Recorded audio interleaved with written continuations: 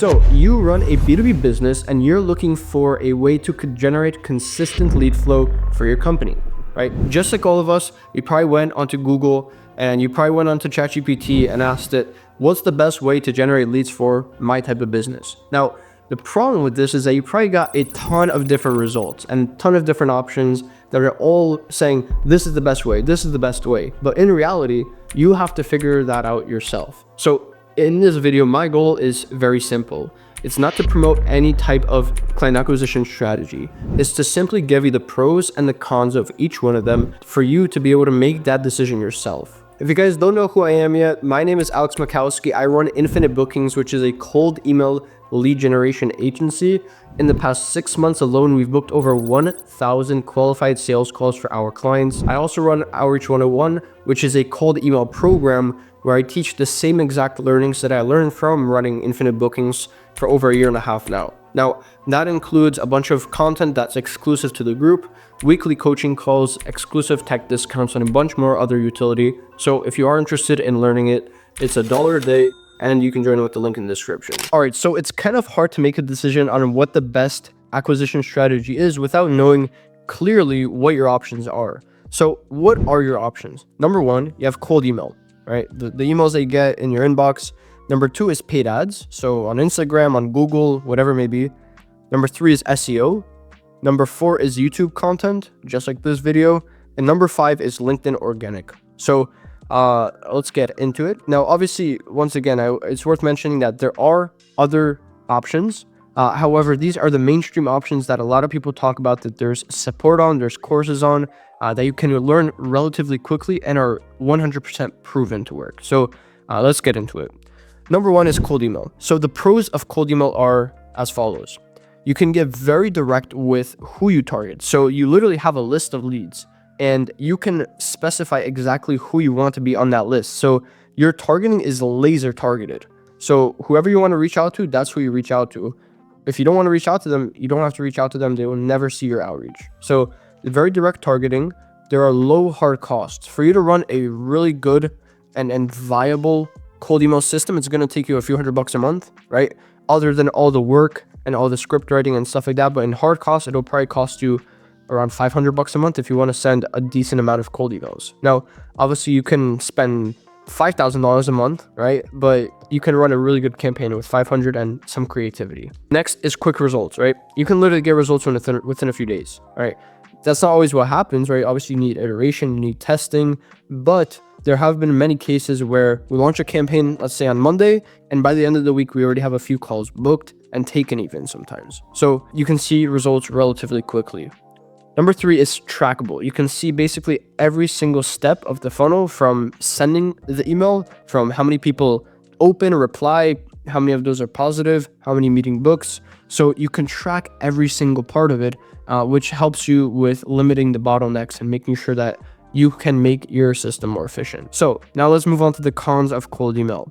Number one, it's relatively hard to scale. So obviously you can, once you find like a working funnel or a working system, you can scale up the cold emails.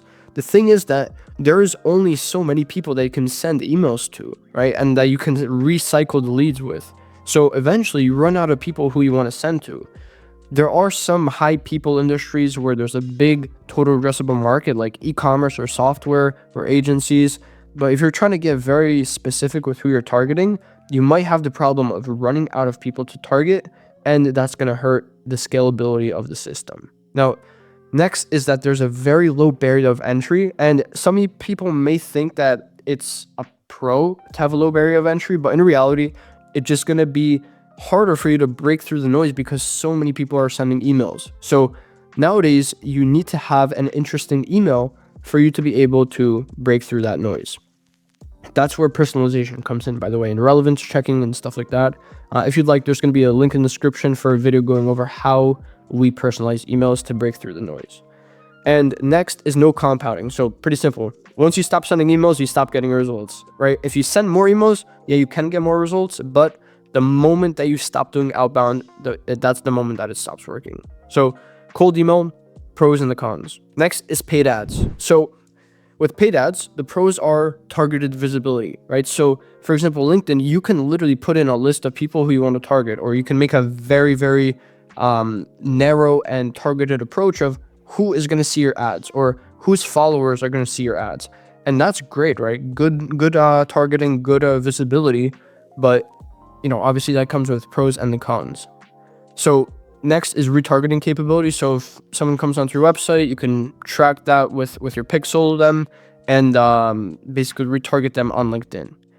Next, a pro of paid ads is scalability. So it's very different compared to how cold email works, where with cold email, you can only target so many people, but with paid ads, you can increase frequency of how many times you, for example, get in front of a specific person. So scalability, you basically throw more money at it, right? Once it's working, once you have a good funnel, throw more money at it and you will see more results. Next is cons. So high costs, right? So realistically, you want to be spending at least $1,000 a month on ads for you to start testing them and doing all that. So obviously that's a decent amount of money compared to cold email hard costs. So book calls can be more expensive. Now that does mean that they can be more qualified, right? As we were saying, they are more targeted. So most likely they are higher quality leads than cold leads, right? They've seen your content, they've seen your face. So that's, one of the cons is high costs, lower intent. So ad leads usually have lower intent compared to personalized outreach or content even, right? If someone's watching your video, like they clicked on it, they're going to have higher intent if they book a call rather than if you saw an ad and you clicked on and booked the call. So lower intent, there is a learning curve, right, of ads, right? It's a whole new skill. People learn this skill for months and for years. So there is a bit of a learning curve when you're learning ads.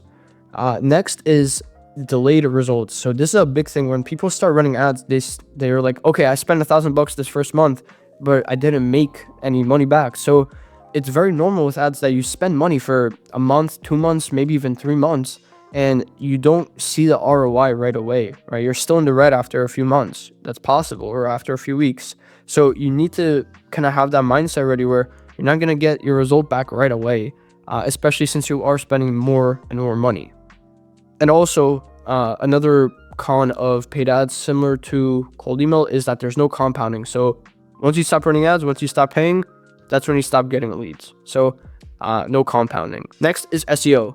SEO takes a long time, right? So it is a very sustainable method. So once you do rank for a few specific keywords that generate that inbound traffic that you're looking for, it will compound over time. It will get stronger.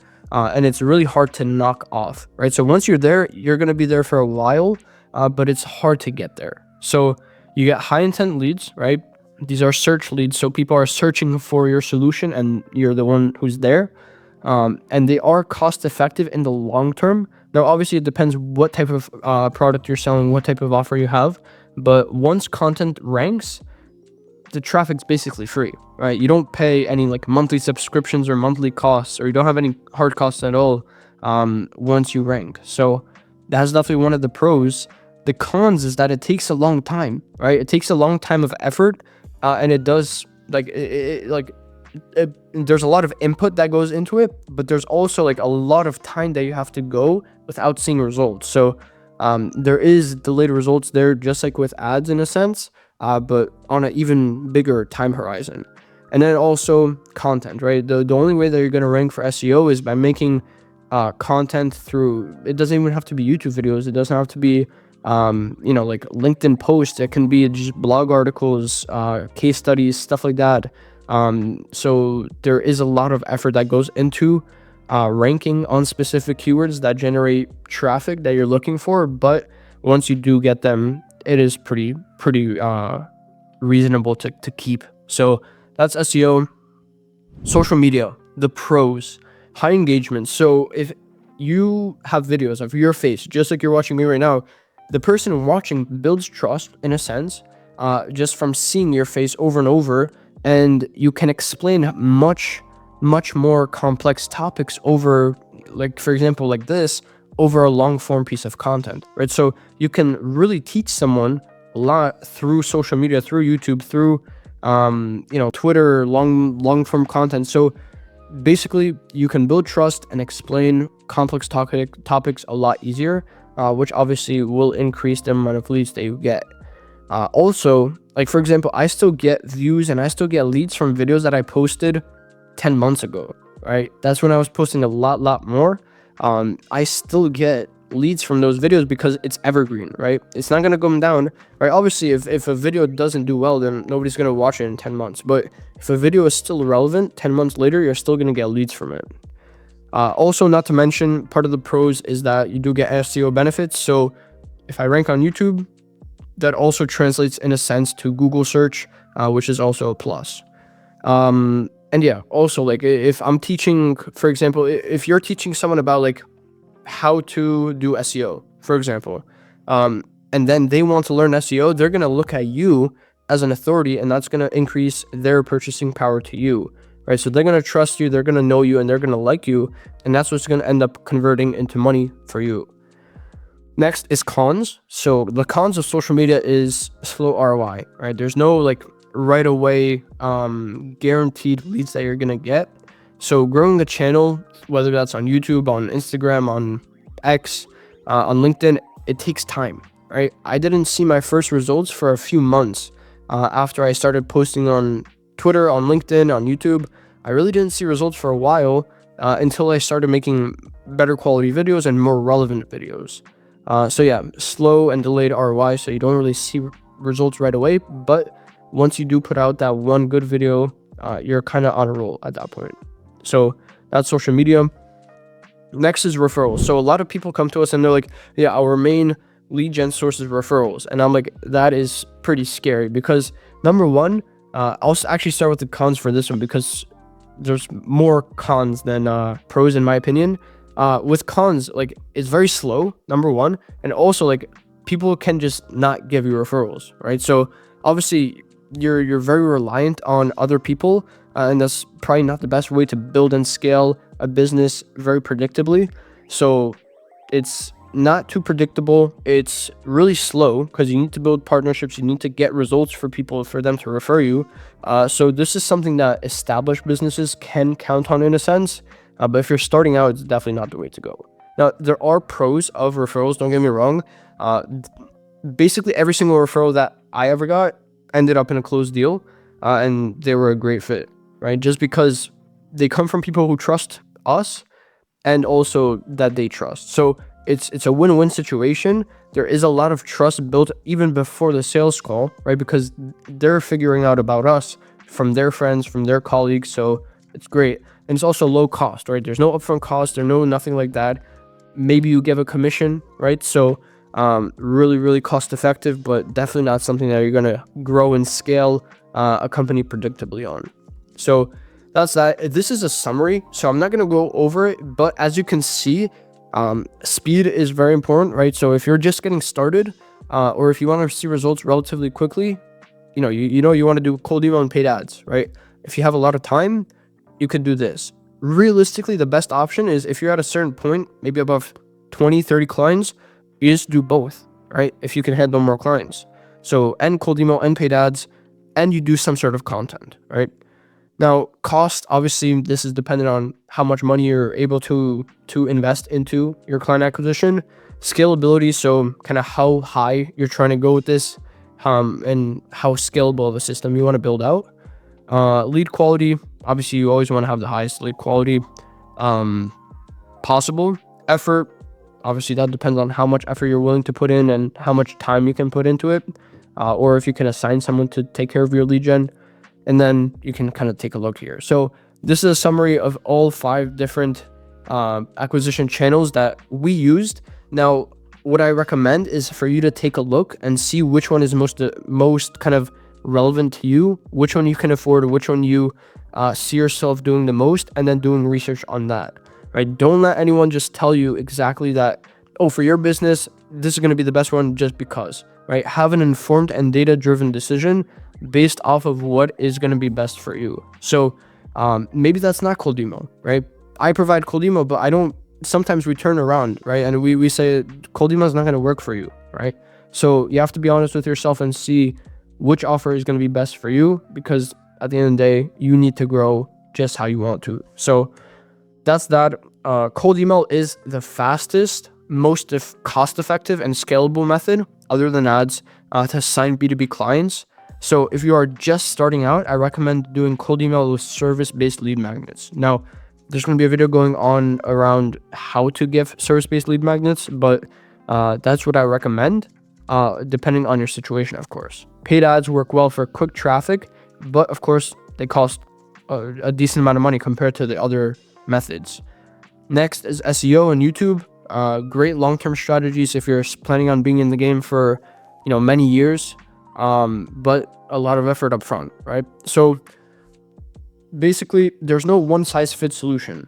So the ideal strategy for your company depends on your company and the stage that it's in. So make that decision yourself, and yeah, that's that. So if you did like this video, feel free to subscribe to the channel. There's going to be a lot more content coming out. Like the video, share it with someone who doesn't know what acquisition strategy they should go with.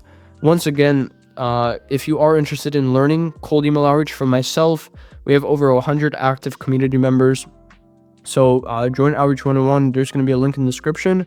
If you are a B2B business owner and you don't know which one is the best for you, still after watching this video, book a call below and I'll try to help you guys out. So with that being said, thanks for watching and I'll see you in the next one.